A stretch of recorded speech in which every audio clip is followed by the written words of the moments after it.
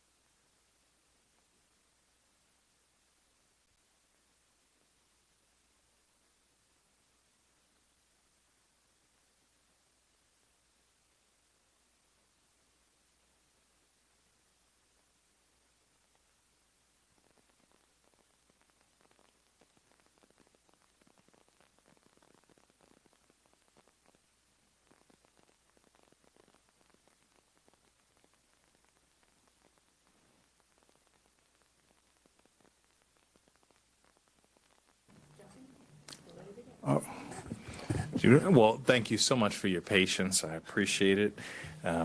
Good evening, Madam Secretary, representatives from the Maryland Department of Transportation, and of course, our delegation of hard workers in Annapolis and other guests. Thank you for joining us here in Howard County to discuss MDOT's 6-year capital program. I'm also glad to see that so many of our elected officials who have joined us will also later share their questions and comments on the draft CTP. I'd like to thank you, Governor Moore, and the MDOT team for your ongoing partnership in funding and advancing projects that directly improve safety and mobility in Howard County, including the Pedestrian Safety Action Plan project along US 1, the I-70 Congestion Relief Project, and continued funding support for our public transportation system. I especially want to highlight the new HOCO Rapid Ride service on US 1, which is a direct result of our partnership with MDOT and the state to deliver an innovative and cost-effective transit service for our residents and our workers. I also look forward to seeing the Dr. Patel Drive and Rowanberry Road projects along US 1 completed soon. It has been a long road to get here, and these projects reflect the strong collaboration between county government, our legislative partners, and MDOT. Several years ago, we completed our Strategic Roadway Safety Plan, which is guided by a core vision, a vision to prevent all traffic crash-related fatalities and serious injuries, and to reduce the number and severity of crashes.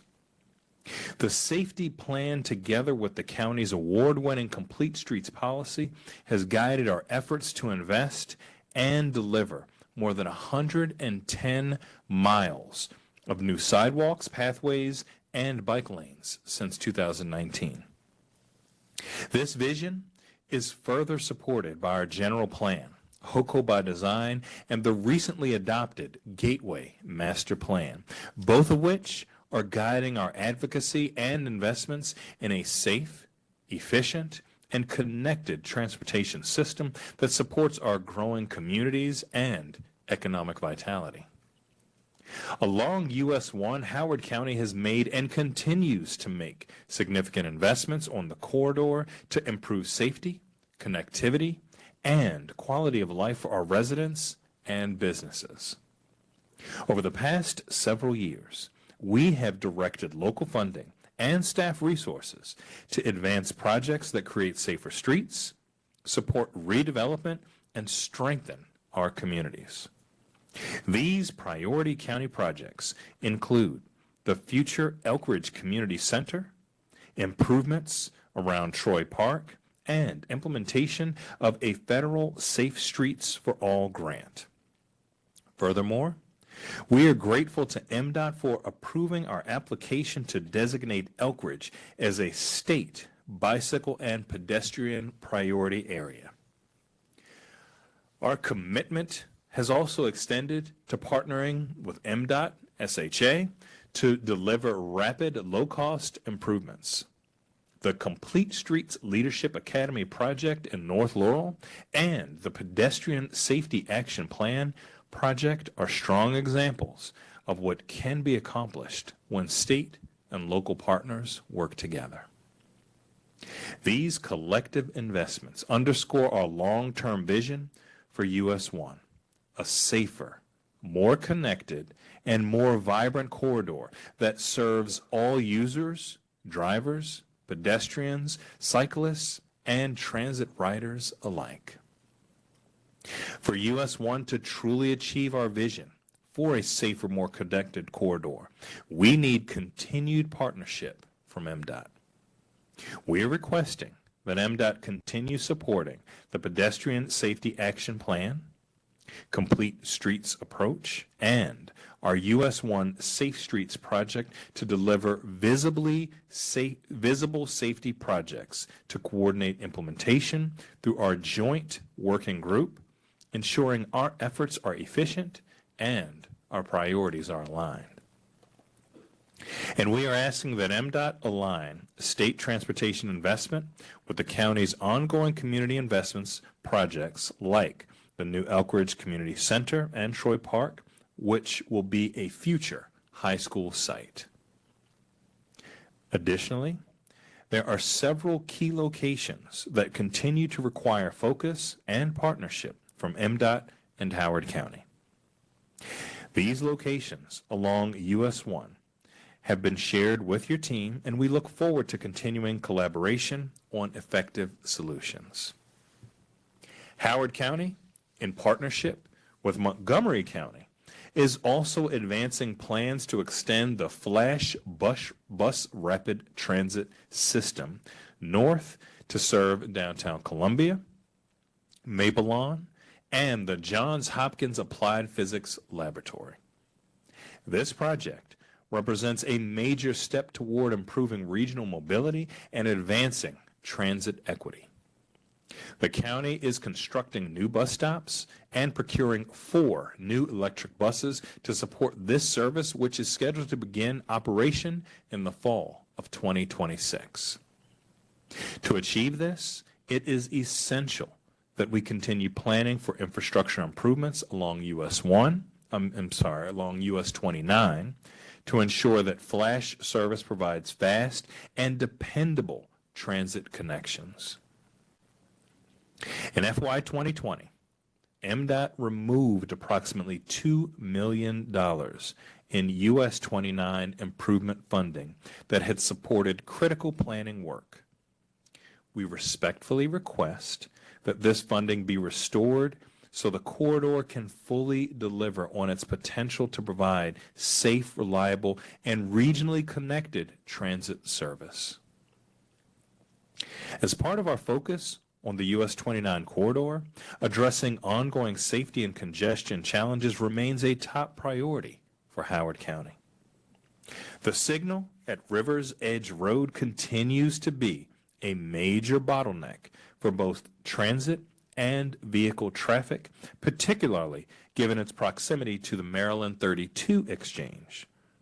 This area has also experienced serious safety concerns.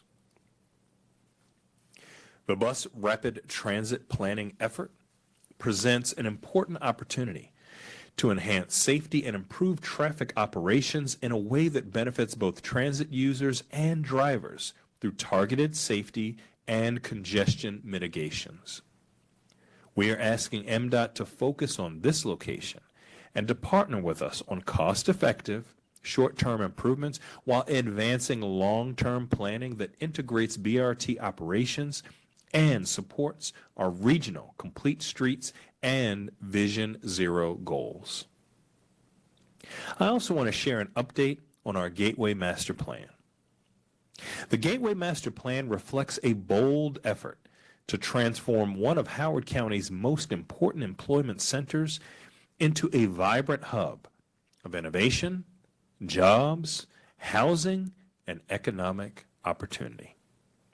Earlier this month, we adopted a master plan for the more than 1,000-acre Gateway area. This plan represents a major milestone in shaping the future of this area and rethinking how Gateway fits within our county and our region. This blueprint unlocks the untapped potential of an existing strategically located employment district that will catalyze business and housing investment. With 40% of the county's land preserved for parks, agriculture, and open space, just 2% remain undeveloped, and strategic redevelopment is essential. One key goal is to guide Gateway's transition from a car-oriented industrial park to a multimodal innovation district. This can be a place where people can live, work, and collaborate, connected by transit, trails, and technology. And just as importantly, we are focused on connecting Gateway to the region, to Columbia, to Baltimore, to Washington, and beyond. To fully realize our vision of an activated Columbia Gateway region that grows our economy and creates opportunity, we must solve the key transportation challenges in the area. These include a future access point to Maryland 175, which is essential to the success of this innovation district.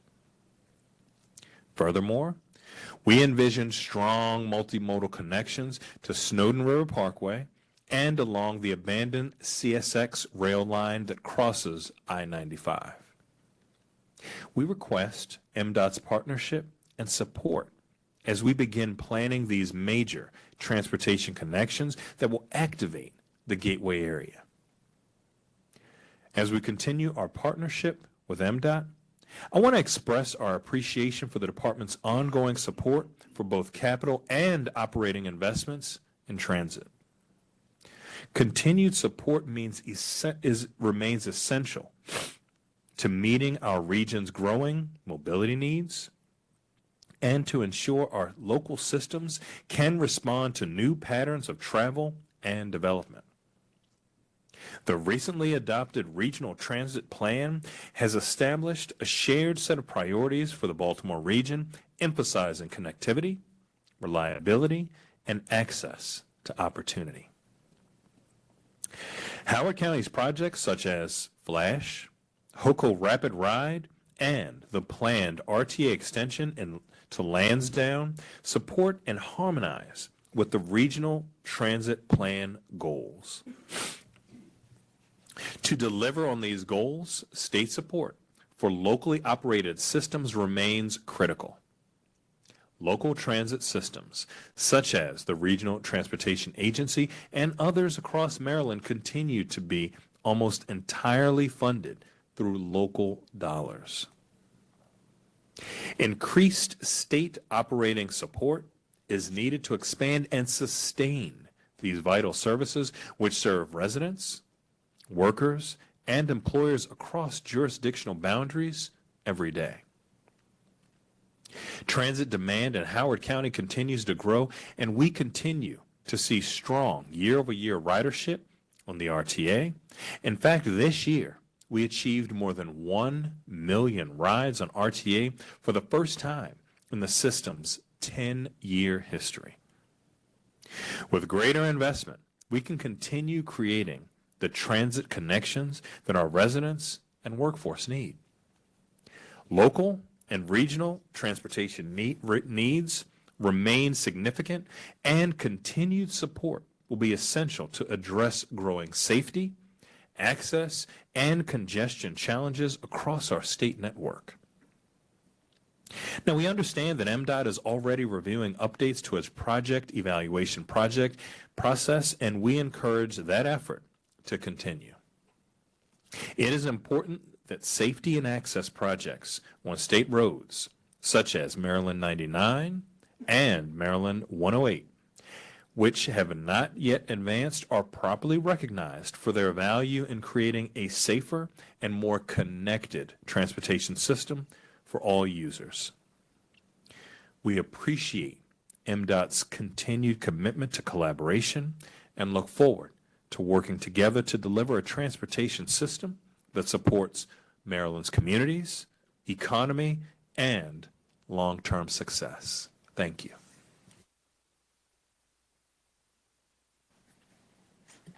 Thank you so much, Mr. County Executive. Thank you, everyone, for being here tonight. For the record, Samantha Biddle, Acting Secretary of the Maryland Department of Transportation. And we just are so pleased to be here this evening to provide you an overview of our draft 6-year Consolidated Transportation Program, more commonly known as the CTP. With me tonight here on the dais are various members of the MDOT team. I'll allow them each to introduce themselves when they go over their part of the program. Also want to thank the various members of our staff who are here tonight and everyone who went into planning tonight's convening. Thank you so much to the county for providing the ASL interpretation as well. I think that's such a nice enhancement to have at these meetings. I do promise to keep our remarks concise this evening. I do want to provide plenty of time for any questions, comments, opportunity to just connect and receive that feedback. That is why we are out here, is to listen. We want to provide information, but we also want to make sure that we are hearing where things are going well, where things can be improved, and the progress that we hope to make together. Before beginning, I do want to address the ongoing federal government shutdown and the impact it's having on Maryland families. Governor Moore is taking action to support and protect all Marylanders affected by the lapse in federal funding. Just this past Friday, the governor announced that anyone with a federal identification card can ride MTA's MARC train and commuter bus system for free during the government shutdown. The governor is ensuring everyone is aware of protections for federal workers, and vital federal programs like Medicaid and SNAP continue for as long as possible. Resources on unemployment insurance, housing, utilities, and loan programs can be found on the governor's website, governor.maryland.gov. And as for transportation, we are seeing a limited direct impact, including a decrease in transit ridership to and from the DC region. But for now, MDOT continues to operate as usual, and we will always work to protect Marylanders, our projects, and our investments. Turning now to our meeting at MACO. Thank you so much for taking the time to visit with us. I appreciate the opportunity to connect and understand how we can partner together on so many of the shared goals. So many things that you talked about, Dr. Ball, I'll be covering here as well. So the alignment should be very apparent. At our meeting, we were asked to meet with the county for advanced coordination on roadway operations for the US 29 Bus Rapid Transit Project. The State Highway Administration team did meet with Transportation Administrator Dickerson and members of the county executive team just a few weeks ago to discuss the project, as well as ways the department can support the county's Safe Streets for All award and the recently approved Columbia Gateway Master Plan. We look forward to continuing these conversations to support the county in every way we can. In our draft CTP, MDOT is utilizing every dollar to make strategic investments in the Moore-Miller administration's transportation priorities. These priorities are further enhancing safety, maintaining our system so that it is in working order, and driving economic growth across all parts of the state.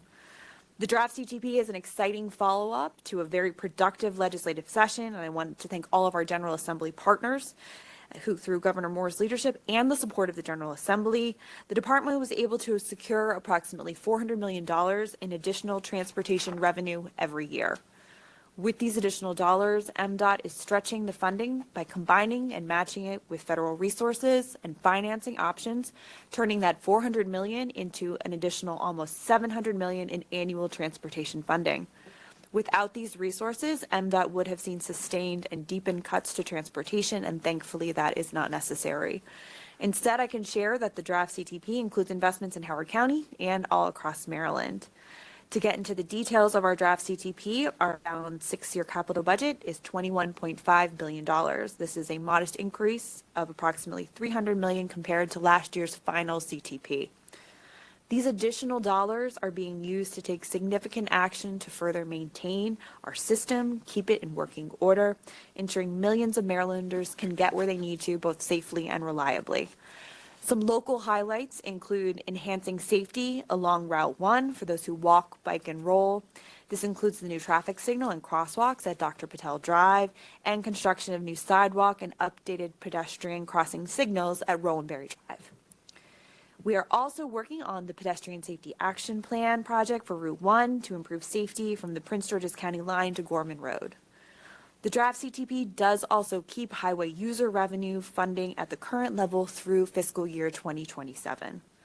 Before closing, I do just want to take a note to more broadly comment on how MDOT is serious about safety. We continue to push forward to expedite progress to sharply bend the curve on roadway fatalities and serious injuries across Maryland. We're working to lead the way to deliver bold policy changes and projects needed to improve these safety outcomes. So many of those are already actively occurring here in Howard County. And I do just want to lift up the county's local strategic highway safety plan as covered by Dr. Ball and just highlight that these plans are the guide that bring forward the opportunities to partner, and we look forward to getting into that work together.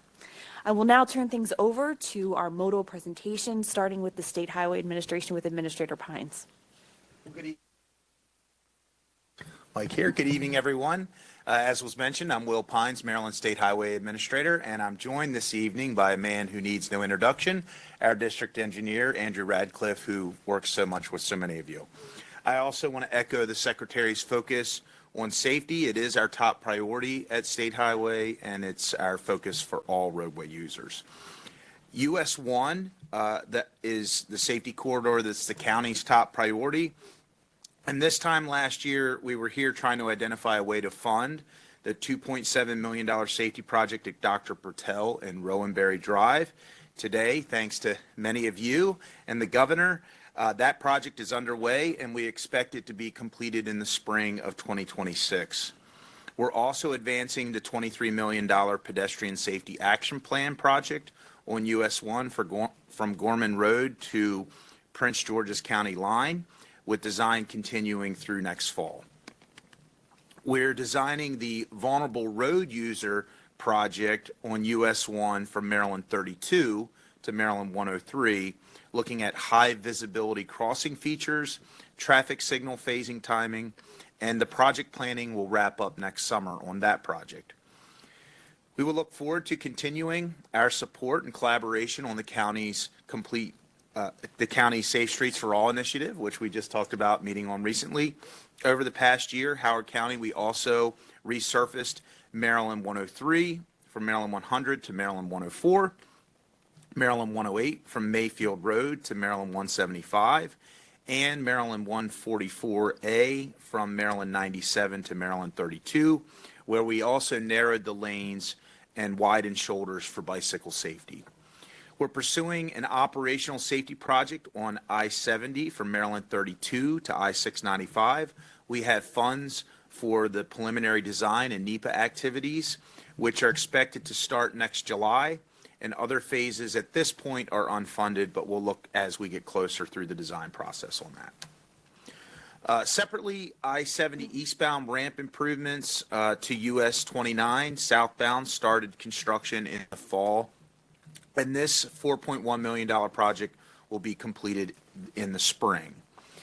And we look forward to continuing our collaboration along US 29, particularly exploring your needs as the bus rapid transit service continues to evolve.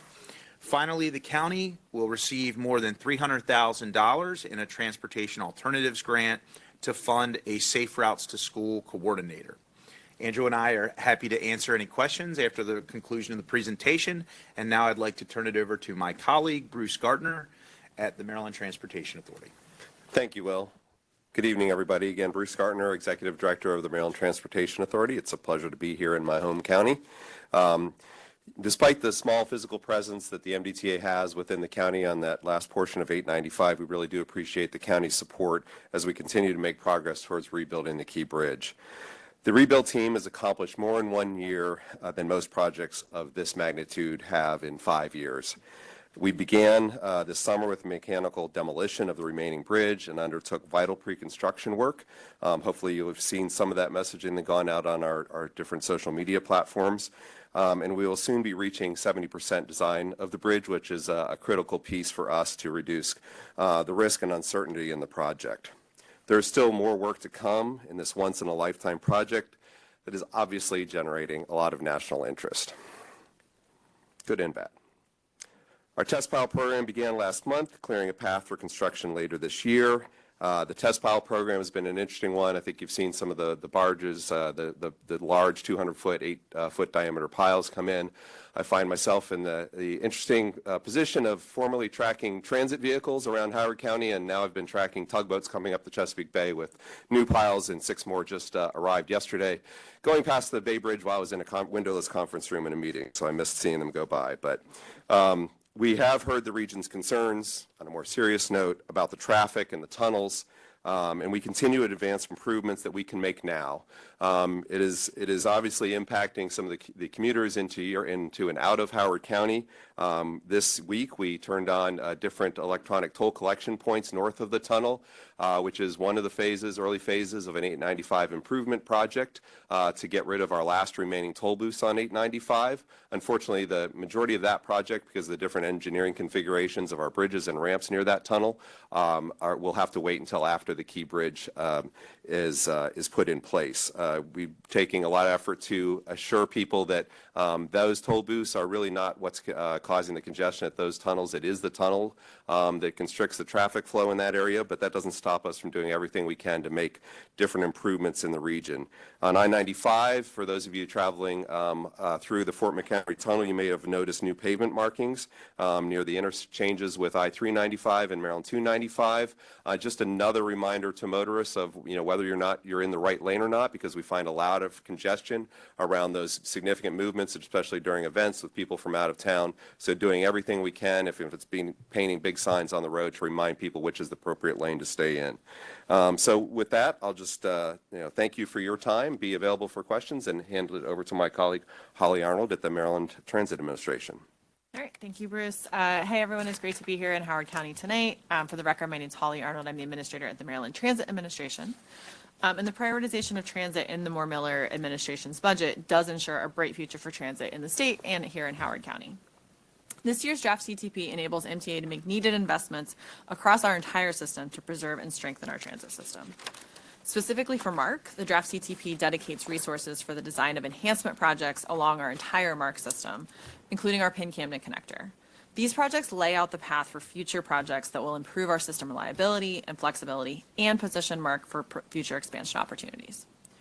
As the Secretary mentioned, we're also serious about safety at MTA, and we continue to prioritize investments that support a safe, secure, and resilient transit network.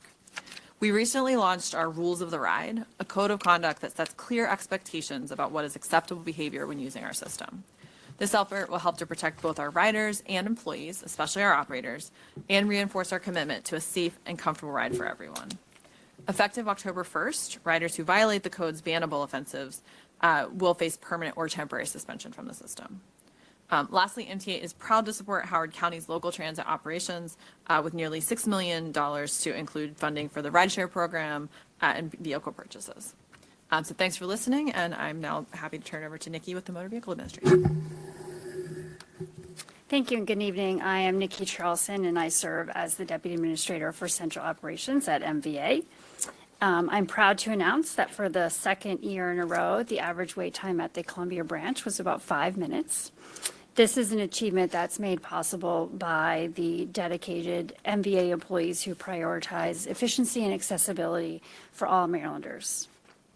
We continue to encourage our customers to sign up for MyMVA accounts to take advantage of more than 60 transactions that they can perform online. But of course, if you need to come to a branch or prefer to come to a branch, the Columbia branch is ready and able to serve you and provide you with our premier customer service. We're pleased to announce that in August, Merriweather Post Pavilion became one of the first concert venues in the United States to accept our mobile driver's license or mobile ID card to verify age. This offers a faster, more secure, and privacy-focused alternative to the physical cards that we all carry. This innovation enhances convenience, reduces fraud, and supports responsible service while protecting our user data. Additionally, our outreach team visited a local preschool with Cruise, the traffic safety car, which is a super-friendly robot car designed for children 3 to 5 years of age. Cruise helps young children learn at staying safe in the car, crossing streets, riding the bus, and identifying safe places to play. Our team has also worked with local organizations to offer assistance and outreach at the Grassroots Day Resource Center and the Clifton T. Perkins Hospital Center. We also participated in the National Night Out and Read Across America at Bryant Woods Elementary School. The MVA and our partners remain committed to developing solutions to save lives on our roadways to reach Maryland's goal of 0 fatalities. Last year, 20 people lost their lives in Howard County, and so far, there have been 12 fatalities. While we're seeing a decrease this year, we know that there is still work to be done. We recently announced more than $12.9 million in highway safety grants to organizations and law enforcement to address distracted, impaired, and aggressive driving, as well as pedestrian and bike safety.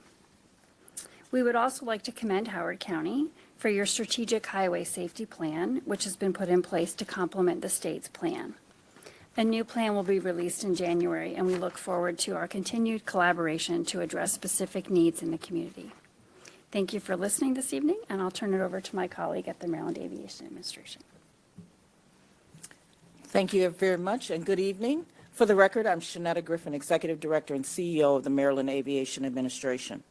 The Maryland aviation system plays a crucial role in supporting travel, tourism, commerce, and jobs, and safety is always our top priority.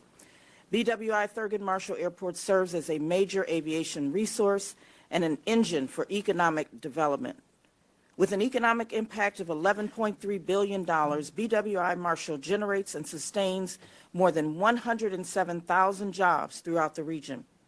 Looking ahead, BWI Marshall's AB Connector and Baggage Handling System project, which is the largest improvement project in the airport's history, will be completed this fiscal year, which will provide an increased customer experience for the airport and our traveling public.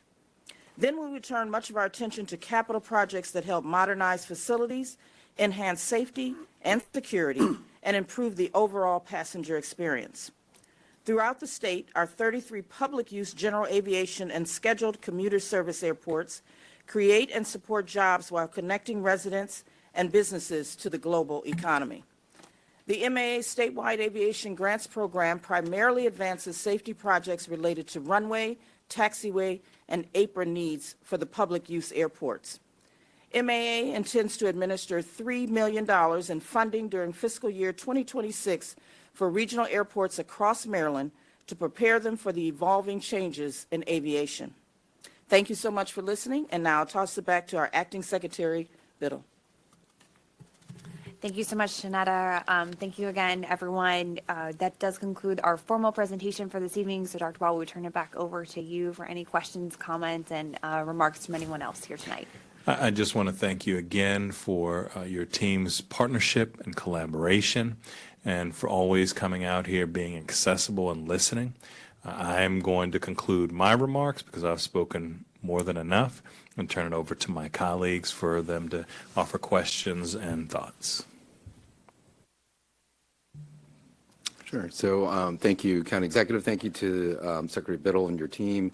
Always great to have you here. We have members of the House and Senate delegations.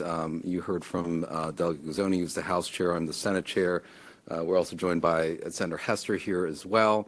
And I think at this point, we are just going to open it up to questions from the delegation members and also from the council member who's here tonight as well. And see if any members have any questions for our MDOT colleagues. And we'll start with Delegate Atterbury. Thank you, and thank you all for being here. It's good to see everyone. I have a couple questions, so I'm just going to throw them out there to get them out.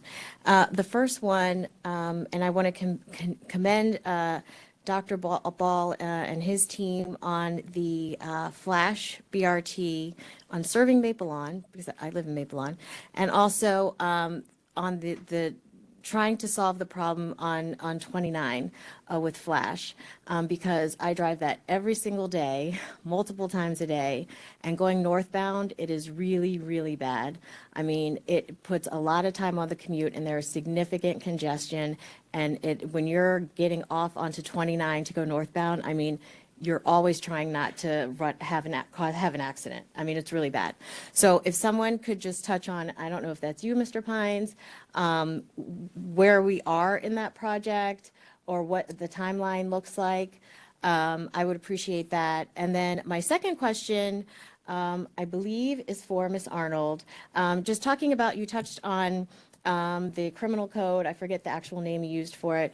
But if you have any statistics, like what types of crimes or how many actually happen on buses or other types of transit, I think that would be helpful. I know if I should do the ladies first thing there. So thank you for the question. We did recently meet with the team here at the county to learn more about the US 29 Flash program. We currently have an agreement with Montgomery County to help support their Flash program and have a dedicated resource within our district office to help make sure that the project runs really smoothly, accelerate design reviews, get environmental permits cleared. And so that kind of collaboration we offered as the development of the project between Montgomery County and Howard County advances. We want to be a partner at the table to help move that project forward. We know that there's larger needs, challenging projects like River's Edge that we heard about a little bit tonight. That'll be a big part of the conversation as that project develops. And so we want to be a partner through that process. But it's still, I would say, in the early phases, but that's where we want to start. And we'll just continue the conversations on the project. I'll just add, so that River's Edge, it's all, I mean, in my mind, it's all right there. River's Edge is right there on the northbound 29, so it's all one big significant issue for the county, and traffic starting at 3 p.m. extending beyond rush hour. And it is a safety hazard. Okay, and I can jump in. So I do want to reiterate, transit is incredibly safe. It is, one of the safest modes of travel. And the MTA system has historically and continues to be one of the safest in the entire country in terms of crimes that are committed on it. That's one is too many, and especially for our operators and our employees who are experiencing that on a day-to-day basis, which is really where the legislation and the banning policy came into effect. So we are in, I believe, a 10-year low in terms of Part 1 crimes committed on the system. I believe last year it was right around 140 that were committed on the system, which when you think about the total number of rides that are happening every single day, 99.9% of rides are completely fine and don't have anything happen. But again, it is kind of like that one is too many, one bad apple spoils the bunch, which is where this is coming from. Since the banning policy went into effect, we have issued 2 bans at this point. And so we're continuing to monitor that, and we'll be happy to share the efficacy of that. Thank you. And if I just, one more thing, Mr. and Ms. Chair. I do want to take the opportunity to thank Ms. Charleston. We've worked with the MBA several years, and we were able to get legislation for drunk driving passed and the interlock program, and it's really significant. Maryland has the toughest drunk driving program, thanks to the efforts of the MVA and my efforts. 3 years, I think it took us to pass that, but I want to thank the governor and thank you for that.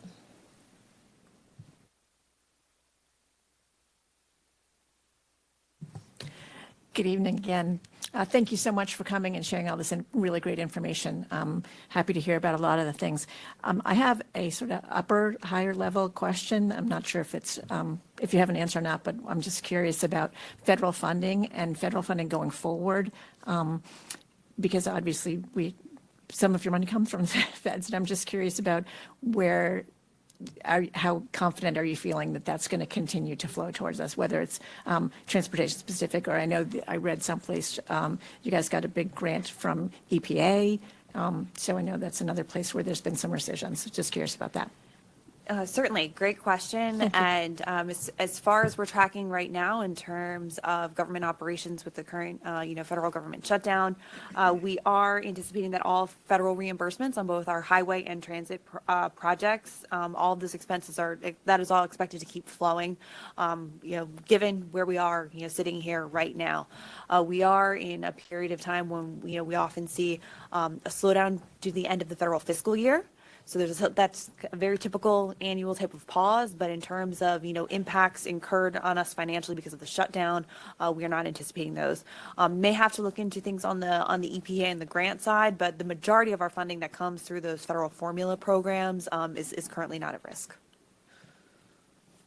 And one other one, completely at the other end of the spectrum. I think it was Ms. Charleston was talking about the card that can go to like preschools. Yeah, could you just share just a little bit more about that? I like fun programs.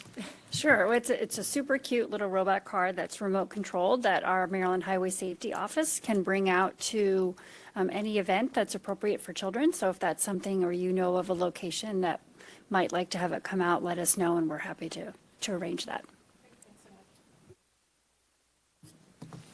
Great. Other questions from delegation? Delegate Feldmark.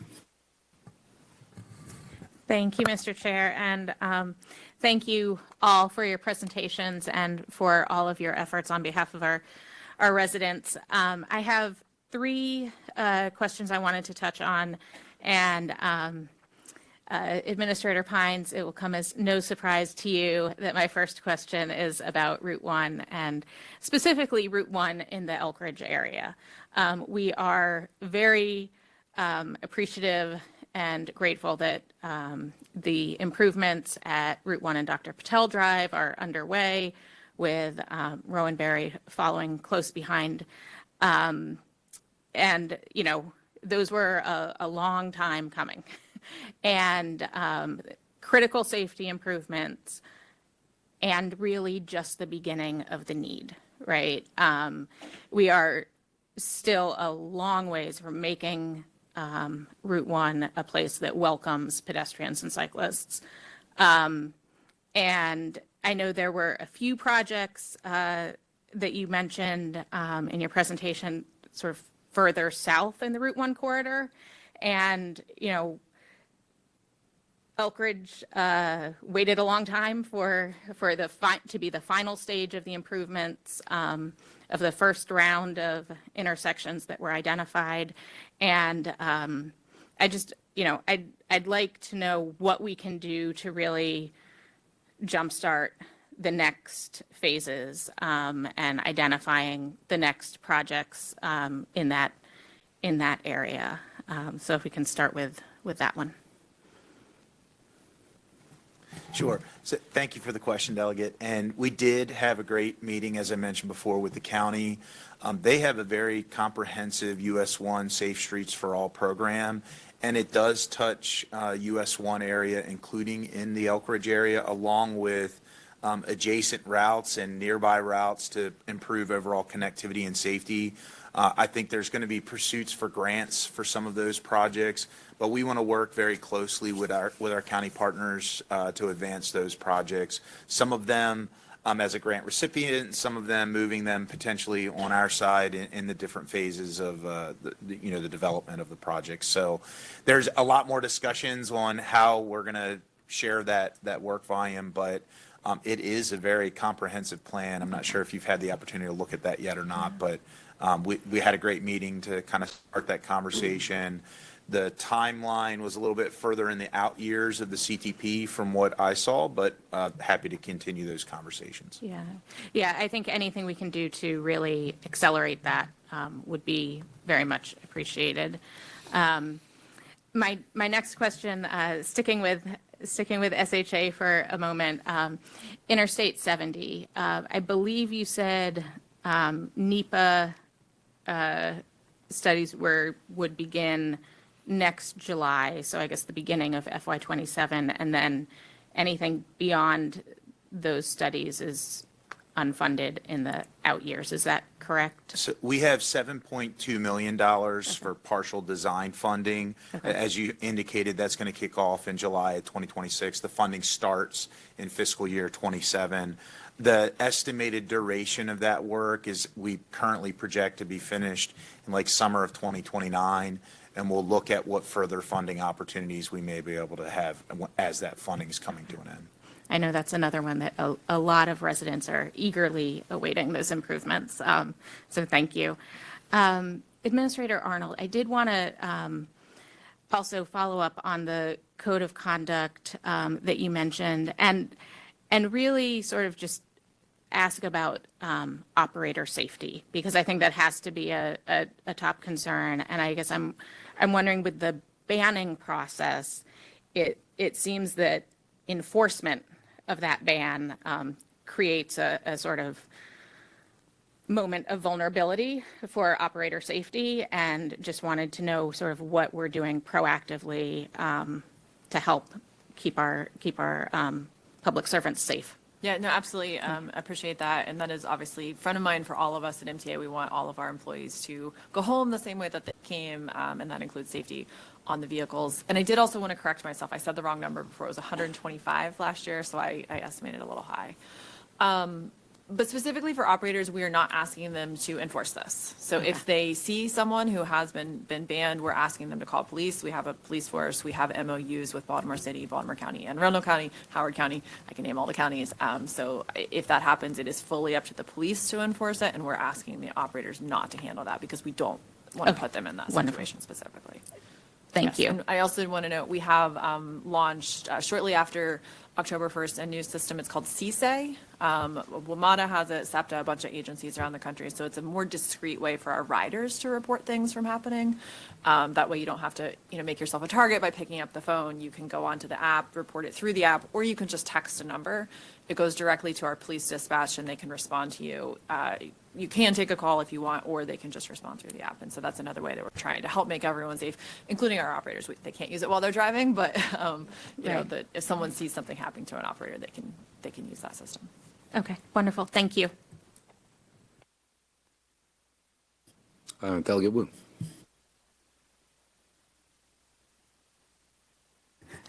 Thank you. So I have one question about the 70.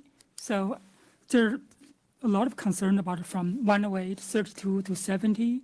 There are a lot of accidents recently. I think that's a concern. That's one. The other one is between 70 and 695. I don't know if that is part of this plan or not, but the traffic there is really bad. So try to merge them to either side, Baltimore side or to New York side. It's pretty bad. Is that part of this plan, or is that in 695, like work plan there? So let me break that up into the 108 question and the 70 question. In terms of I-70, there were two projects that were planned. One was this mobility relief program on 70 that we have that partial funding for. Additionally, we had at 695 a triple bridges project. That project would have replaced the interchange ramps and provided that the core issue is getting onto the outer loop from eastbound 70 on to 695 outer loop. That has been modified to a system preservation project that will extend the life of the bridges in that corridor. And so as we get into the TISMO design for I-70, we'll look to see how we can make improvements there. But I candidly am not sure, without touching those ramps more extensively, how much we'll be able to do to address the backups that are really queuing because of the merge on the 695. But we're going to look at it, and we'll see what we can come up with for that. I see. So for the other one, yeah. 108, I don't have any specific updates. Andrew, I don't know if we have any operational smaller projects planned in 108, if you would mind sharing. Which section of 108? From 108 to 32 to 70, that direction, westbound. Yeah, I can touch base with you after. sure. Thank you, Andrew.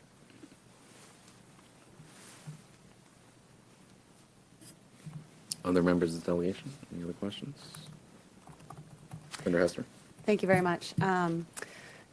Over the interim, Councilman Youngman and I spoke with, I think it was Andrew, and some other members of your team about the fatal incidents on 70, and particularly the choke point at 32 and 144.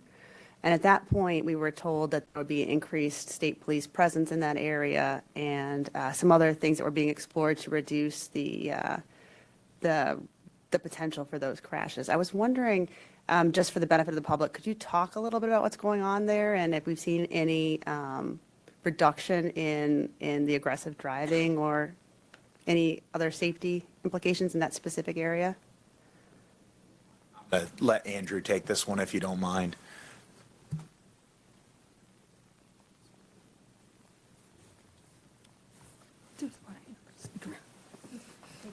Yes, on the desk.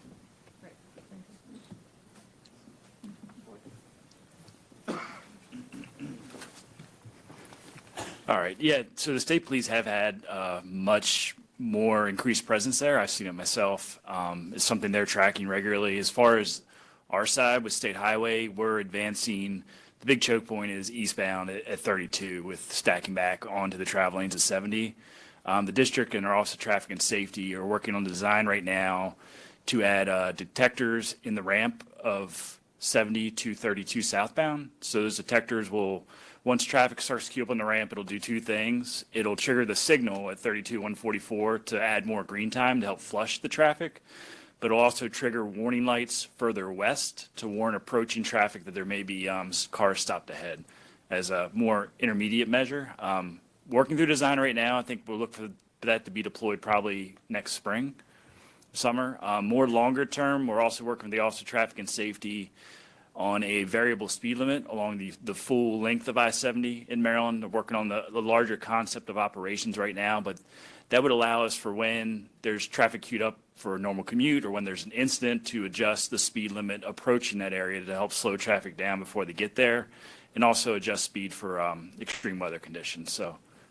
Yeah, that's super helpful. I applaud you guys for working so hard on all those things. Was there anything that you needed help with our congressional delegation to speed one of those up? I was trying to remember what that was.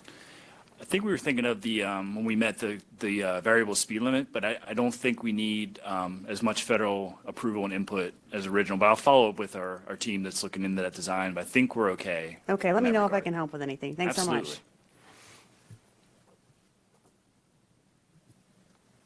All right. Any other questions from the delegation? Doug Watson? I was waiting for you to go. Thank you all for being here. I have the pleasure of working closely with each of you, because of my role on the Appropriations Committee, Transportation Environment Subcommittee Chair. And I just want to compliment all of the administrators for your overall performance and competence level. It's hard to think of another state agency that has as much going on as the Maryland Department of Transportation, whether it's the rebuilding of the Key Bridge, trying to build highways all over the state, running the Port of Baltimore, running the airport successfully, and everything else that all of you deal with. And I think it's a tribute to the former secretary and the current acting secretary, Biddle, the deputy chief of staff of the governor's office, Shana Hernandez, who used to, as you all know, work in Howard County, have really put together a very competent team. And I'm saying this because I have the ability to work with these people on a very detailed level throughout the session, and I want all of you and everyone in this room to know how lucky we are to have them. I wanted to give 2 points. One,